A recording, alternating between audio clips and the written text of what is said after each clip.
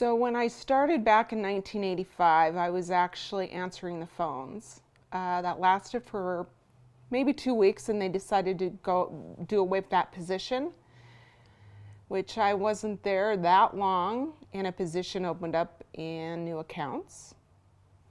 I moved over to the new accounts position. I worked there for a couple of years, and then the note desk opened up, and I loved the note desk. That was great. And that's when, back in those days, if somebody came in and made a payment, you would record it on the back of the note, and you had the special little machine that you would calculate your interest, principal, and you would tear that off and tape it to the back of the note and record it that way. So we had a whole drawer full of notes back then. So that was kind of fun. It took up most of your day and made the day go by fast. After that position, I became a loan secretary, working with Hal. And after that, I kind of moved into the executive position, still doing loans for Hal, supervising the department for a while. I started working in the administrative part as far as the board and the minutes and that kind of thing, and helping Hal. He was the secretary of the board back then, so he would just kind of dictate, and I would type the minutes. Then I started attending the meetings, and from there, it's history, I guess. What was it that made Hal so special?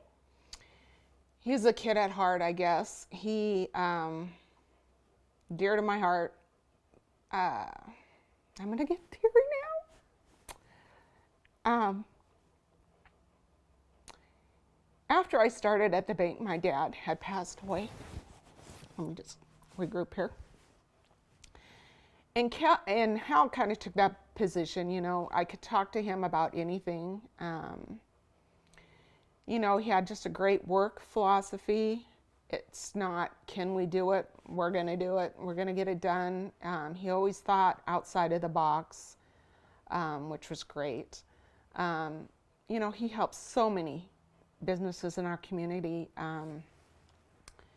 You know, he developed such a great understanding with the SBA program, made it really easy for our customers, our community to come in, qualify for an SBA loan. I mean, I can't even tell you how many businesses he was able to help.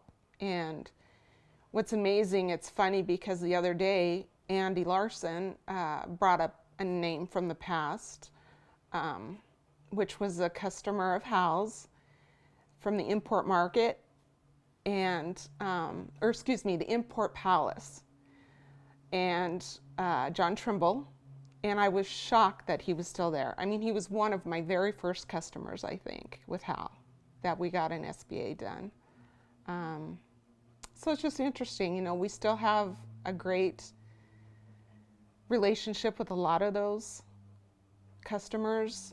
Unfortunately, we've lost a lot of those great customers, not because they left the bank, because they passed away. I guess, you know, Hal was just one of a kind and can never be replaced.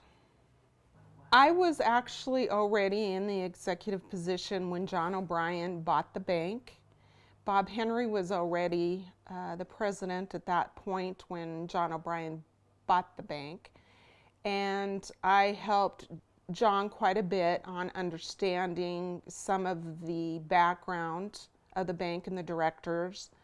And so yes, I was already in that position when John came on board, and then when Bill came in on the picture, I also was his assistant at that time, which was kind of hard at first because you don't know how this person is going to be. We had our own philosophy and our own friendships and our own way of doing things, and then you have somebody come in new and try and change things up a little bit. But Bill was great. So Bill, the very first day, came in with these recipe cards, and there was probably about 20 of them. And he just went down, boom, boom, boom, and it was, you're going to be on time for work. There'll be no fraternizing. If there is, one of you, both of you will be gone. What he expected, he wanted an open door policy. I think that was pretty much it in a nutshell. Just the way it was going to be. Just expected you to do your job, do it well. If you have any questions, come to him. Open door policy. Let's make this bank successful.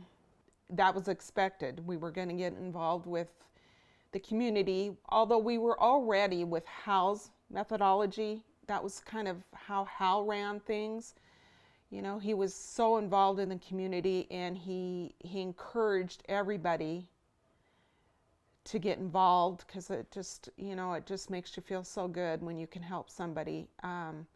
So really that philosophy was already there, but when Bill came on board, that philosophy was full bore. I mean, everybody was on board with that. Either you get involved or you're probably out the door.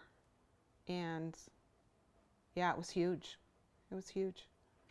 So a leader, both Hal and Bill both do not, in my opinion, have an ego. That has to be fulfilled. I think they do it because it's just the right thing to do. I guess a leader is their example of, and Bill would never say this, or Hal would never say this, how much they give to the community. They help the community out of their own pocket, not just through the bank, but it's both. It's both through the bank and out of their own pockets. And that to me is just, I mean, not everybody can do that, obviously. And Bill's and so was Hal, very humble, I guess I would use. And would not want anybody to know. In fact, there's a lot of things that the community and fellow staff members do not know how much Bill gave. I remember the day that Scott Burke came in for his first interview, and it was not that Bill seeked him out.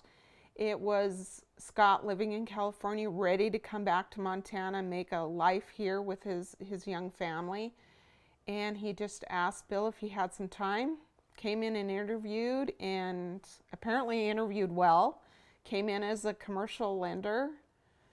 And from that, the rest is history. You know, Bill had sent out a little questionnaire to all the officers. If he were to retire, who would they